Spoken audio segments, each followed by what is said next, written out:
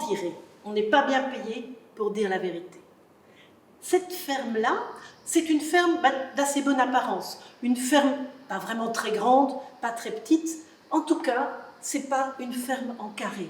C'est une ferme ouverte. Une ferme ouverte sur la campagne, ouverte sur le Ravel qui passe devant, avec une barrière, oui, mais une petite barrière blanche qui n'empêche personne de passer. De toute façon, elle n'est jamais fermée. Dans cette ferme, il y a fatalement un fermier, une fermière. Et la fermière, c'est une dame un peu ronde, accueillante, souriante.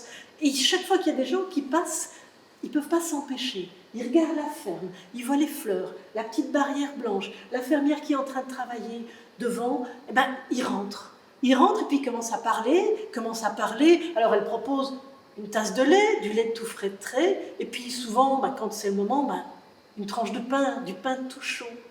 Et au fur et à mesure, les gens prennent l'habitude. Ils viennent à la ferme, c'est pas pour manger, non, c'est pour la compagnie, c'est pour le plaisir, c'est parce qu'au bout d'une belle grande balade d'une heure ou deux, on a plaisir à s'asseoir avec d'autres personnes. Et cette fermière, elle a plaisir aussi à recevoir des gens qui deviennent des amis. Et un jour, entre les jours, il y a des tas de gens chez elle, ils sont bien 15 avec des enfants qui jouent, et sa belle-sœur arrive. Enfin, c'est quoi tous ces gens ? Oh, c'est des amis. Enfin, ils se promenaient, alors ils ont pris l'habitude de venir ici. Donc, c'est pas dérangeant, hein. Si jamais j'ai du travail à faire, moi je les laisse. Et vous les nourrissez ? Oui. Oui, c'est pas cher, hein. Un peu de lait, un peu de pain frais, ils sont contents comme ça, hein. Vous vous rendez pas compte ? Du lait, du pain, tous les jours, 15 personnes. Mais vous êtes en train de ruiner votre ferme. Et puis vous êtes en train de manger l'héritage de vos enfants. Réfléchissez-y, ma bonne. Sur le moment, la fermière, elle sourit, elle n'en croit pas un mot, mais le soir dans son lit, ça commence à tourner. Vous savez, comme les pensées peuvent tourner le soir, quand on est tout seul, quand on attend, quand on réfléchit, et c'est vrai peut-être. Peut-être qu'elle est en train de gaspiller l'argent de ses enfants. Alors, le lendemain, elle va chez le vieux qui habite un peu plus haut. Le vieux qui habite un peu plus haut et qui a... il n'a pas vraiment des pouvoirs, non, mais il arrive parfois à sortir les gens des ennuis et puis il connaît les herbes. Et voilà. Écoutez, je voudrais bien qu'il y ait moins de gens qui viennent chez moi. Enfin, je voudrais bien qu'il n'y ait plus personne qui vienne chez moi. Est-ce que c'est possible ? Pour ça, c'est possible, oui. C'est même assez facile. Vous attendez la première lune. La première lune, c'est facile à repérer. Dans le ciel, vous regardez à ce que ça fasse un P et vous tracez la ligne. Quand c'est un P, c'est la première lune. Quand vous êtes en première lune, vous allez sur le chemin devant chez vous, de l'autre côté de la barrière, il faut que ce soit dehors. Vous prenez vos clés et vous les jetez à l'intérieur vers la porte. Et en même temps, vous dites « Partez les invités, partez le pain des invités ». Vous faites ça 3 fois, vous serez tranquille. Il n'y aura plus personne qui viendra. Elle rentre chez elle. Elle regarde, elle attend.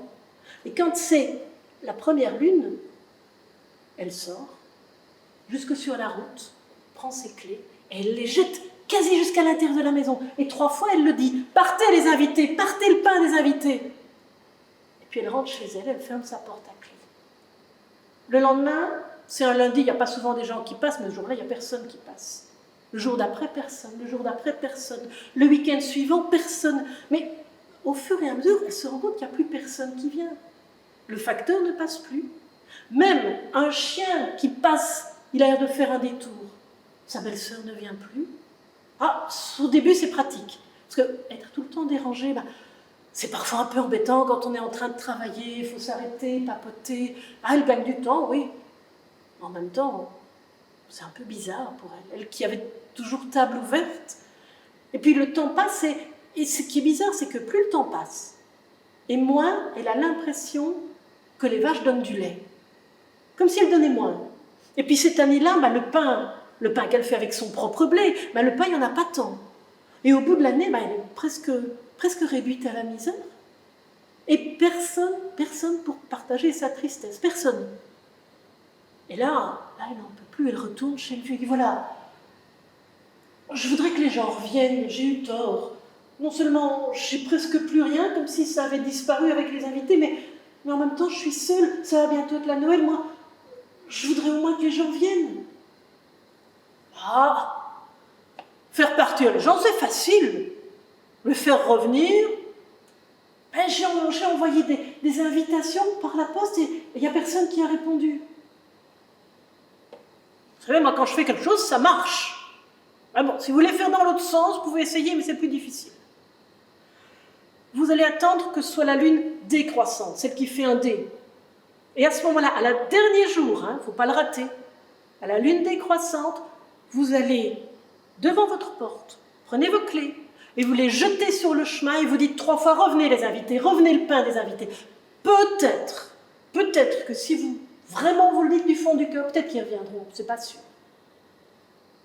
Alors elle rentre chez elle, et puis tous les jours elle surveille la lune, demi-lune, et puis elle regarde le croissant, elle a très très peur de rater le dernier jour. Elle arrive au 22 décembre, elle voit qu'il n'y a presque plus rien, mais elle attend encore un jour pour que ce soit juste le bon jour. Elle arrive au 23, et le 23, il y a vraiment plus fin qu'une moustache de chat pour faire le dé de la dernière lune. Et là, elle sort sur le pas de sa porte, elle reste même sur la première marche, elle prend ses clés, et elle prend tout son élan, et elle jette ses clés au plus loin qu'elle peut, sur la route, sur le bas-côté, un endroit où elle-même, elle ne saura même pas aller les rechercher. Et en même temps, elle dit 3 fois « Revenez les invités, revenez le pain des invités, revenez les invités, revenez le pain des invités ». 3 fois, elle le dit. Et à la 3e fois, elle rentre chez elle, elle ne ferme même pas sa porte. Tant pis s'il fait froid.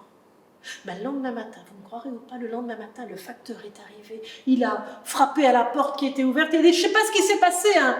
Regardez un peu tout ce que j'ai comme lettres pour vous. Elles étaient tombées derrière l'armoire. » Il a déposé les lettres. Les lettres se sont répandues, mais elle n'a pas eu le temps de les ouvrir parce que déjà, on était le 24, il y a des gens qui arrivaient, des gens qu'elle n'avait plus vus depuis 6 mois, depuis 1 an, depuis longtemps, et ils arrivaient, ils avaient tous des cadeaux. Il y en a qui avaient du hou pour décorer, il y en avait qui avaient des cadeaux emballés, il y en a qui sont venus avec un sapin, il y en a qui sont venus avec des boules, il y en a qui sont venus avec des livres, il y en a même qui sont venus avec une carte de bibliothèque parce qu'ils ne savaient pas quel livre choisir. Et tous les cadeaux, elle les a acceptés. Et depuis ce jour-là, les vaches, elles ont recommencé à donner du lait, mais en quantité. Et puis, le blé, l'année d'après, qu'est-ce qu'il a bien poussé? Ça s'est passé comme ça, pas autrement, parce que moi, je dis que la vérité.